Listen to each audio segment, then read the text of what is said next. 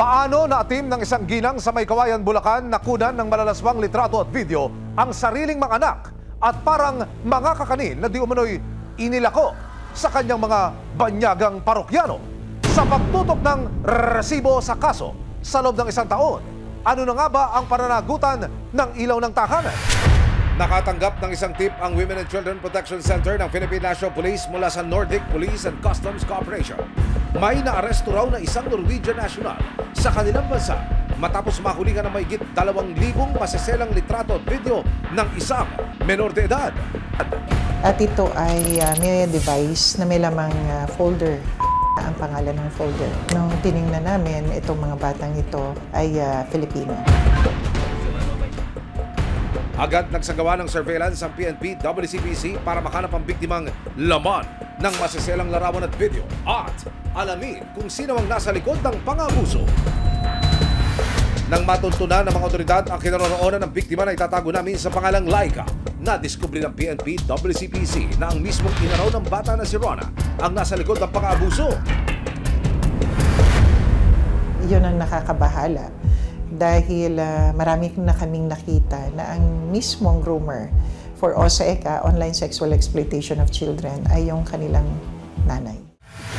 Nang makumpirma ng PNP WCPC ang impormasyon tungkol sa nanay na binubugaw umano ang anak na si Laika online, natuklasan nilang hindi lang pala si Laika ang biktima, maging ang kanyang 7 taong gulang na anak at 3 menor de edad na pamangkin, pinagkakakitaan din daw ni Rona.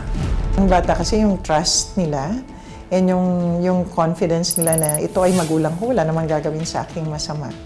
Ang kailangan ko lang gawin ay sumunod. Yun, doon nagsisimula lahat. Ayon sa impormasyong natanggap ng PNP WCPC, nagpapadala raw ang ina na si Rona ng maseselang video at larawan ng mga bata kapalit ng 1,000 hanggang 2,500 pesos. Pero mas nakababahala, nadiskubre ng mga otoridad na sa loob ng isang taon, mahigit 7 beses nang nakipagtransaksyon si Rona sa nahuling Norwegian national. Ayon pa sa mga otoridad, posible rin daw na isinasalang ang mga bata sa live show kaharap ang mga dayuhang kliyente. Kaya wala nang inaksayang oras sa mga otoridad. Kasama ang resibo, nagsagawa ang PNP WCPC ng isang entrapment operation. Ang siste, magpapanggap na foreigner client ng isang operatiba para sa nakaschedule na live show kay Rona. Kung may kasama, hindi kunan lang yung identity niya o ID. Second, yung victims, kailangan makuha pa rin natin identity through take a picture. Ang sistema natin is, meron mo na show, sa van gagawin, and then after the show, we start now the rescue and the entrapment. So our target is to rescue 4 to 6 children and 1 suspect. Para tuluyang matakip ang suspect, kailangan munang paharapin ni Rona ang bata sa undercover agent na nagpapanggap na kliyente o kaya naman ay magpadala ng maselang video o larawan ng menor. As of this time, naka-ready na siya to engage. So hinihintay na lang yung go signal para sa kanyang yung live show na ibibigay sa atin. Matapos magpadala ng mga operatiba ng 2,000 piso. Sa session ng video na, pag session ng video, i-play lang natin, tapos video call, then go na po. Pero wait, may maigpit munang bilin daw si Rona. Promise, you don't post it ha? Private only, you and me. Pababayin ko yung dalawa. Nag-reply na siya, di ba? Pababayin mo na. Sending. Ilang saglit pa, nagpadala na si Rona ng isang video sa undercover agent. Confirm. Kumpirmado, ang kanyang 12 taong gulang na anak na si Laika ang kumakaway sa ipinadalang recorded video.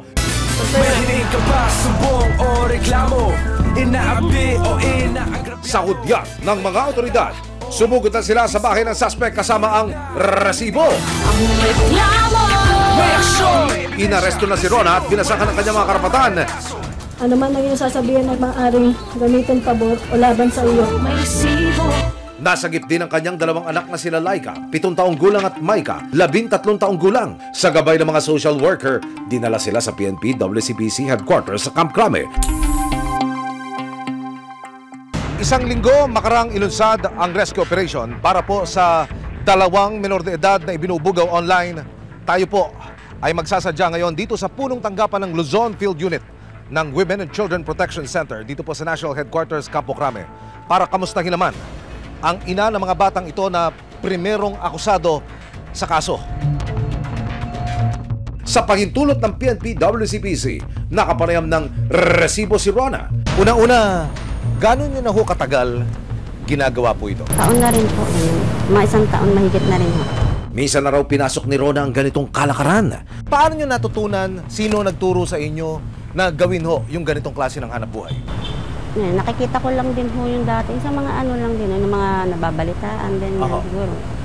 Uuna po kasi ako lang eh.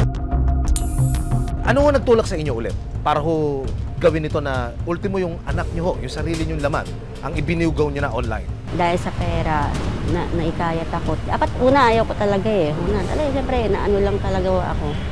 Kaya minsan inakausap ko na rin naman yung anak ko na sorry ako kasi hindi ko naman din talaga gusto. Ang dating ginawa ni nanay, ginawa rin niya sa kanyang mismong mga anak. Nakakausap ko na foreigner, sana yung nag-offer sa mga mga minor de edad ba na tinanong niya kung may anak ako, gano'n. Kasi ako, nag-offer na siya ng gano'n. Ano yung binabanggit niya, ma'am, sa iyo na yung unang offer, yung unang alok? Ano sinasabi nung dayuhan na ito? Kasi napakita ko po kasi yung mga anak ko eh. Kumbaga sa family, gano'n, sa send ho yung picture. Tapos yun na, hanggang sa parang natipuhan niya yung isang anak ko na bata. Gano'n. Opo. Yun na, nag-offer na siya na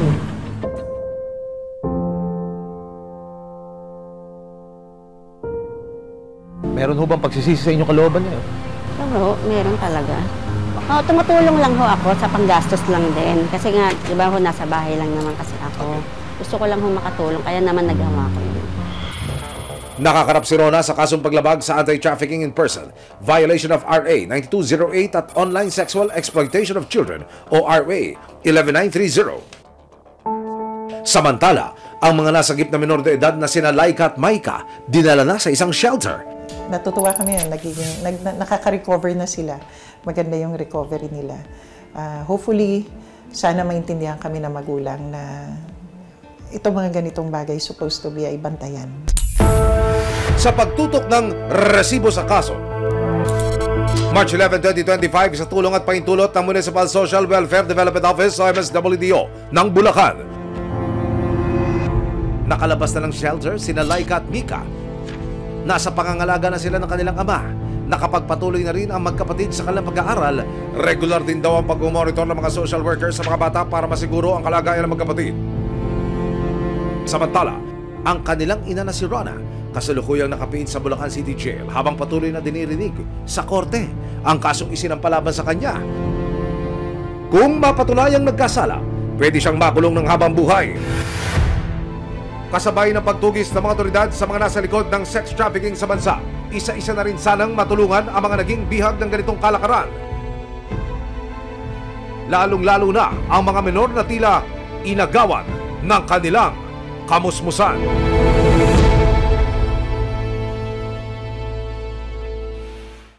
Maraming salamat sa panonood, mga kapuso. Para masundan ang mga reklamong nasolusyonan ng resibo, mag-subscribe lamang sa GMA Public Affairs YouTube channel